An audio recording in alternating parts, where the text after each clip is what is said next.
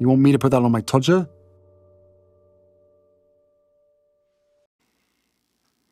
Making it the Harry's Wife Games. Narcissists like to take things over.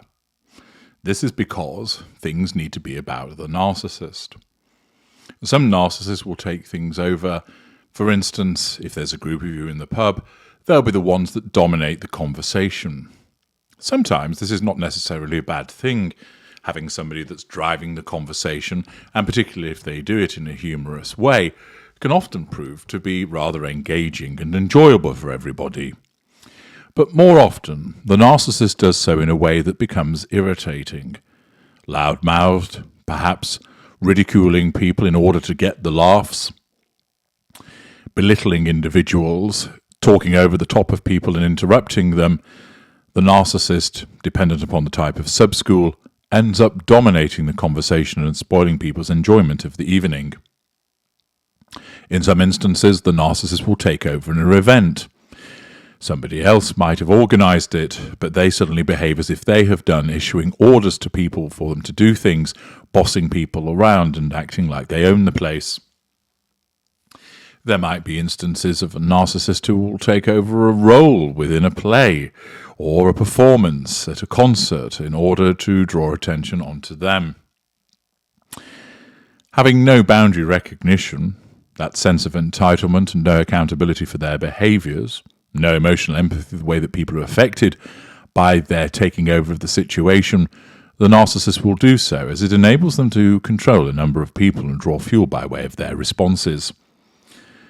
Any attempt to suggest that they ought not to behave as they do is a threat to control, which could be met with sulking, an ignition of heated fury where they shout at the person, or a pity play, belittlement, invalidation, lots of different forms of manipulations that are designed to ensure that the narcissist nullifies that threat to control.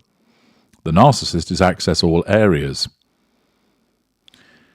Harry has been involved in the Invictus Games for some time.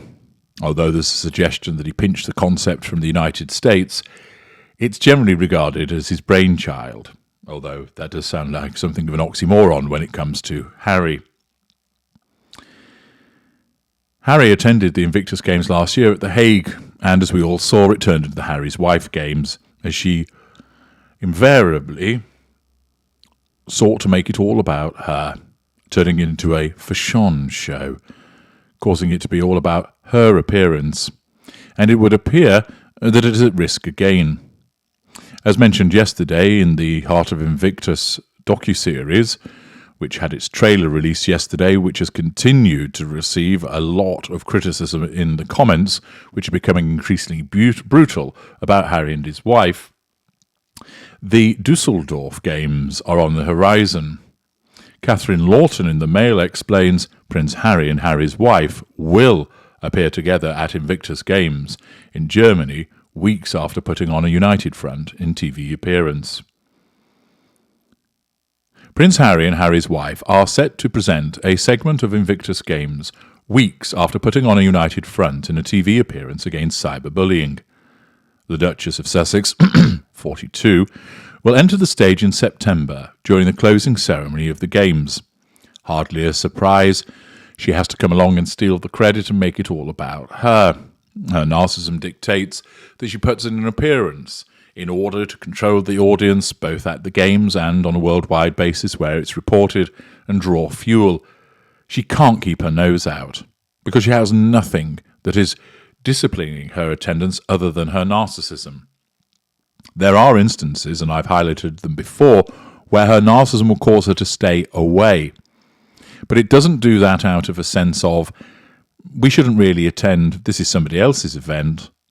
It does it out of, there are too many threats to control, so we won't turn up, a la the coronation. Harry's wife will apparently host the Life Stories scene, which provides insight into the bravery and resilience of the injured servicemen and women competing. You can start taking your bets now, as she will probably make it all about something that she has done in order to cause people to react to her. That rather than talk about the individuals, that she'll start off talking about her own experiences. This is something that's notable with Harry's wife. She uses I a lot. I recall last September, I think it was, when she treated us to that absolute brain-numbing speech at the Bridgewater Hall in Manchester. She had nothing meaningful to say. Out came the fridge magnet platitudes, and all she did was bring up the past in relation to things that she had done before, namely turning up at the One World Summit on another occasion. How dull. Apparently, her contribution will be poignant. I can safely say it won't, and serve as testament to the game's ability to transform lives, organisers said, whilst having a loaded gun pointed to their head, no doubt. Meanwhile, Harry, 38, will deliver a goodbye speech at the closing ceremony in Dusseldorf, Germany, which is set to take place on September the 16th. The royal will apparently praise the competitors' unwavering spirit and impressive recovery journey. It comes after Harry and Harry's wife sat together in a love seat in the garden of their Montecchio home earlier this month to publicly congratulate winners of their new Safer Technology grant. See parts passing with regard to the surprise telephone call. Other famous figures due to appear at the closing ceremony include Frank-Walter Steinmeier, the German president who hosted the King and Queen in March this year. Pop star Rita Ora is going to perform at the event at the Merkur Spiel Arena. The singer said, "The Invictus Games is a very special sports event, and the competitors are an inspiration in perseverance and will for all of us." Prince Harry claimed this year's event will be the best ever, although revealing he was both excited and nervous for the tournament. Harry and Harry's wife made their first ever public appearance together at the 2017 Games, which took place in Toronto. Accordingly, the Dusseldorf Games are coming. As we saw in The Hague, Harry's wife sought to take them over, and it's going to be the same. And already she's elbowed her way in to making a presentation at the closing ceremony. There's no need for her to be involved. She's not a patron. It wasn't something that she's devised.